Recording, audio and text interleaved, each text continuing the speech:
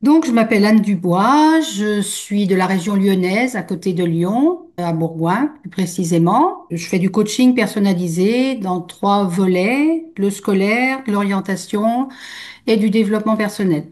J'ai trois enfants qui sont maintenant très grands, enfin grands, hein, la dernière a 30 ans, mais bon, dans la pensée visuelle, c'est pas anodin, parce que j'ai accompagné mes enfants, voilà, beaucoup dans leur scolarité.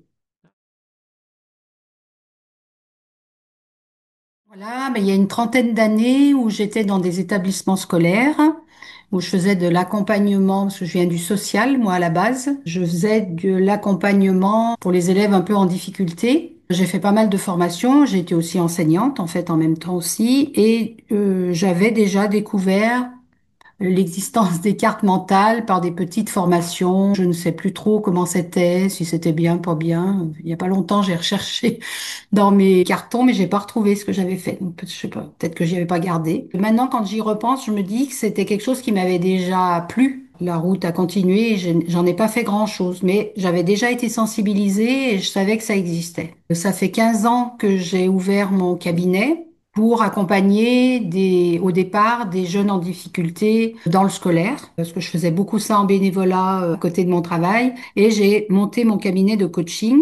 Au départ, je pensais faire du scolaire et je continuais mon activité dans les centres scolaires, donc je pensais faire mi-temps, etc. Et puis finalement, bah, ça a bien marché, donc j'ai laissé tomber les établissements et j'ai fait plus que du coaching et je me suis diversifiée. Voilà, ça s'est fait au fil du temps. Et en fait, ma particularité, elle est quand même d'accompagner avec d'autres méthodes. Quand les enfants sont en difficulté, les élèves sont en difficulté, de sortir du cadre académique et de proposer des méthodes autres. J'avais déjà deux, trois trucs que je connaissais. J'avais déjà des choses comme ça. Je maîtrisais la gestion mentale. J'ai une formation en gestion mentale. Il y avait déjà ça. Je savais qu'on passait par autre chose. Comment ça s'est fait? Je ne sais pas. Je ne me rappelle plus. C'est très flou. Il y a 15 ans, je suis tombée sur Vincent Delourmel. Je me suis inscrite à une formation sur la mémoire et je me disais que notre cerveau était miraculeux là, et qu'il y a des gens qui faisaient des prouesses et que voilà. Donc à l'époque, j'ai fait pas mal de choses avec Vincent. Je pense que j'étais déjà rencontrée à l'époque. J'ai retrouvé dans mes notes Cyril Maître, j'avais déjà suivi quelque chose avec toi. Et à l'époque, j'ai décidé de me former un peu mieux. J'ai acheté des livres. Et je vais faire ça dans mon cabinet. Et comme tu le dis si bien souvent, les livres, c'est bien, mais pour mettre en pratique, ça a été très, très compliqué. Et dans mon cabinet, ça a végété tout le temps, tout le temps, tout le temps, tout le temps, jusqu'à ce que je te rencontre il y a 2 ans, enfin que je te retrouve. Parce que j'avais envie de progresser, je pense, et de me dire, allez, il faut ces cartes mentales, là, il faut que tu y arrives à les faire passer, etc. Et je suis retombée sur toi. Je pense que je me suis dit, ah, Cyril Metz, ça me rappelle quelque chose. J'avais moins accroché avec, comment il s'appelle, Nicolas, et j'avais moins accroché. Je me rappelais que j'avais moins accroché. Entre-temps, j'ai aussi beaucoup travaillé avec Jean-Yves Pons. Avec lui, j'ai fait beaucoup, beaucoup de choses. Je retrouvais beaucoup aussi ma gestion mentale, etc. Donc là, j'ai vraiment mis plein de choses avec lui. J'ai mis plein de choses en place dans mon cabinet. Puis il y a 2 ans, ben, je me suis dit, allez, je m'y remets. J'ai commencé à t'acheter deux, trois petites packs. Je me disais, ben, les cartes mentales, je connais déjà, donc je veux pas faire la formation de mind mapping, puisqu'il me semble que je connais. Je veux peut-être pas faire ça, voilà. Un jour, j'ai eu un éclair. C'est pas qu'on me l'a dit, c'est moi qui ai eu un éclair et je me suis dit, non, aujourd'hui, il faut que tu ailles au fond. Donc, tu fais comme si tu savais plus rien et tu repars à zéro. Et c'est là que je me suis inscrite à la formation mind mapping. Et depuis, ben, ça a beaucoup changé.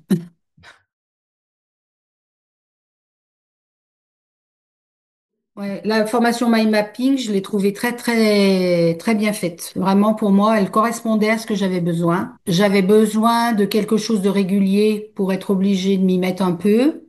Et pas une fois par mois ou je sais pas quoi, ou peut-être que j'aurais fait un fou. Pour moi, le groupe Telegram était très important. Dans tout ce que j'ai fait avec toi, je trouve que ce groupe Telegram, parce que j'ai eu plein d'expériences, des fois il est super, il marche super bien, puis des fois, bah, il y avait pas grand monde qui postait. Et là, quand les gens ont pas posté, moi je me suis pas investie de la même façon. J'ai remarqué que du coup, il y en avait qui postaient, ça m'incitait à y aller, à refaire, à poster. Et c'est là que j'ai le plus avancé, en fait, et que j'ai plus pratiqué. Ça, pour moi, j'ai trouvé que ça m'a beaucoup, beaucoup aidé. Le mind mapping, comment je m'y suis remis? Ben, je suis repartie à zéro. C'était agréable aussi parce que tout n'était pas nouveau quand même. C'était comme si je connaissais plein de choses.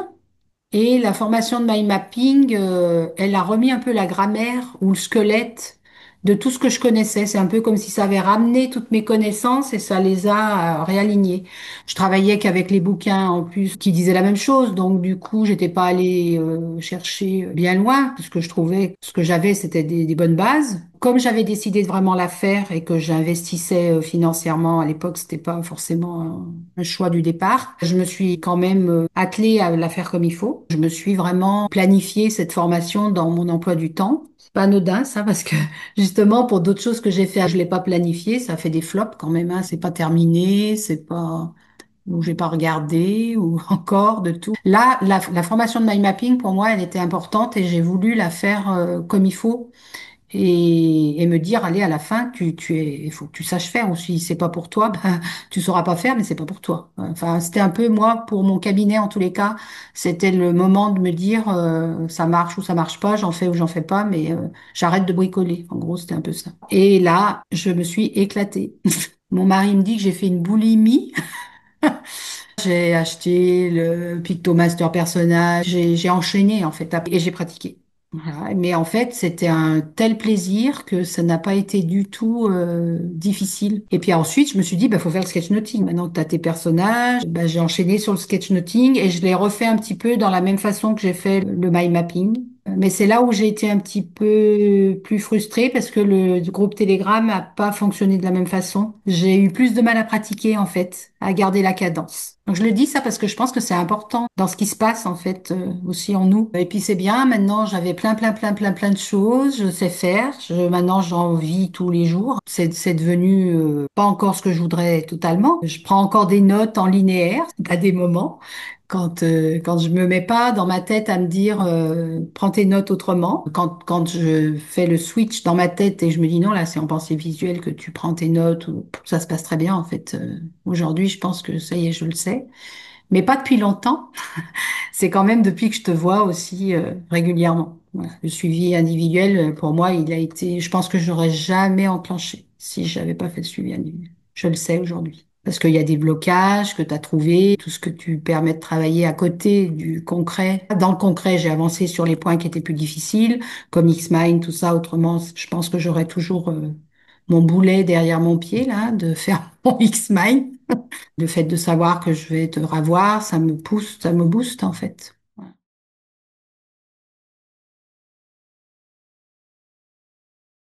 Scolairement, j'ai pas réussi comme j'aurais pu réussir, je pense. Et je me pensais pas très douée pour retenir les choses, pour tout ça. Je suis très visuelle.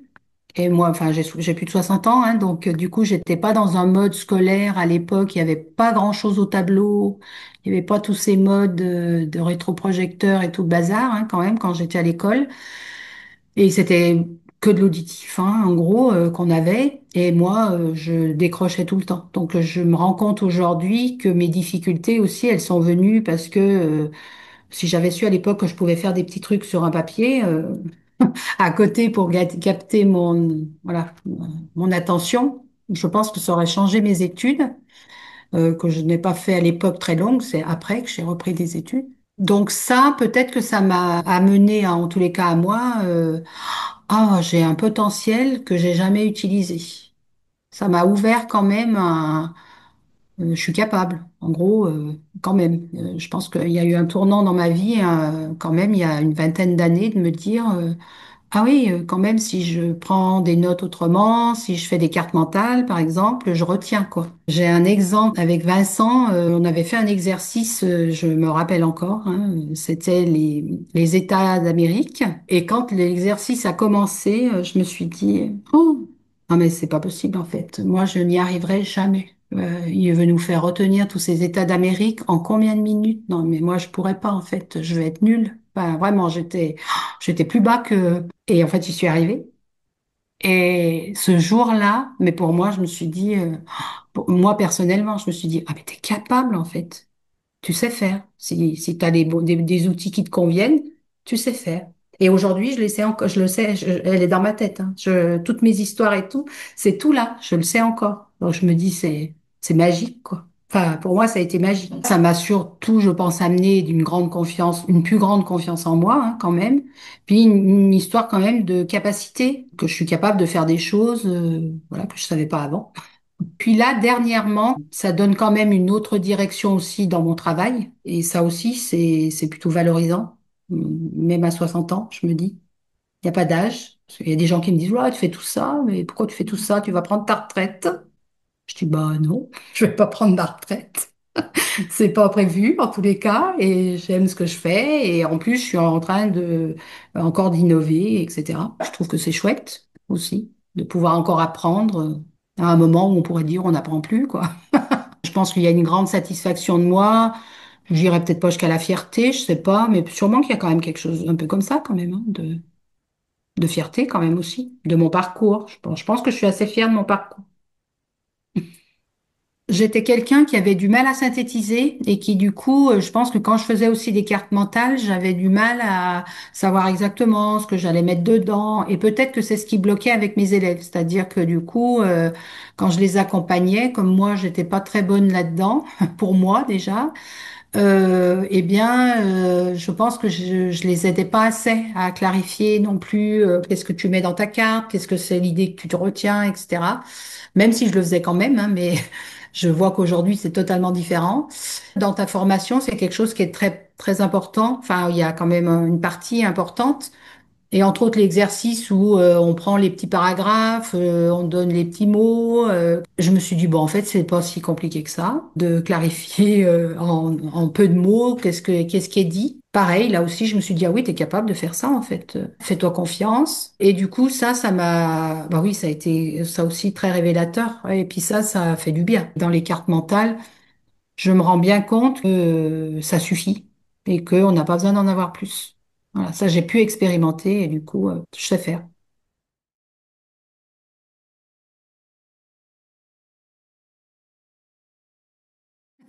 C'est déjà arrivé, ne serait-ce que déjà dans des gens que j'accompagne, hein. J'ai accompagné une femme de 40 ans qui reprenait des études et qui s'est lancée dans 5 ans de psycho quand même, car a démarré à la licence en distanciel. Et je l'ai accompagnée sur les 5 ans. Et elle, au début, je lui ai dit, si tu veux t'en sortir, il faut que tu trouves des méthodes d'apprentissage rapides. Donc, ben moi, je peux t'en apprendre, les cartes mentales, etc. Et elle, au début, elle m'a dit, ah non, mais moi, c'est pas possible, j'y arriverai jamais, je sais pas faire un dessin. Puis ça va me prendre un temps de changer ma méthode. Et puis toi, tu sais faire, mais moi, je n'y arriverai jamais. Et je lui ai répondu, si moi j'y suis arrivée, tout le monde peut y arriver. Et en plus, je lui ai dit, c'est à la portée de tous. C'est juste de comprendre qu'est-ce qu'il faut faire. Et c'est pas des dessins, c'est pas de l'artistique. C'est pas de faire un beau dessin. C'est des pictos, et ça, bah, alors après, avec la méthode, hein, bien sûr. Je lui ai dit, tu sais faire un rectangle, tu sais faire un rond, donc tu sais faire n'importe quoi. Je lui ai quand même dit, bah, c'est pas comme ça, j'ai décidé de faire et ça va se faire. Il faut quand même pratiquer. Mais une fois qu'on a la méthode et qu'on a pratiqué, bah, en fait, c'est à la portée de tous.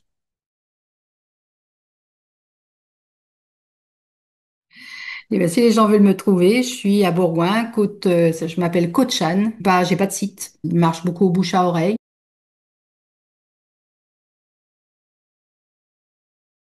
Bah si, pour conclure quand même, déjà, moi, je voudrais te dire merci Cyril. Je pense que ça fait 4 mois là que je fais le suivi avec toi et vraiment pour moi, je pense que c'est aujourd'hui ce qui m'a permis de faire ce que je fais aujourd'hui en pensée visuelle, hein, c'est-à-dire que de vraiment l'avoir intégré. Là, je vais repartir en vacances et j'ai qu'une hâte. Il y a 4 mois, je fais toujours des journaux de vacances, des carnets de voyage et j'avais fait un carnet de voyage qu'avec la pensée visuelle sur mon voyage en Espagne. Et là, j'ai qu'une hâte de partir pour pouvoir refaire un carnet de voyage en pensée visuelle. Et même mon mari m'a dit, ah, tu vas ramener tes petits crayons, on va refaire, parce voilà, il a beaucoup aimé suivre ce que je faisais. Et rien que ça, je me dis, waouh, c'est quand même chouette d'avoir ça aussi aujourd'hui.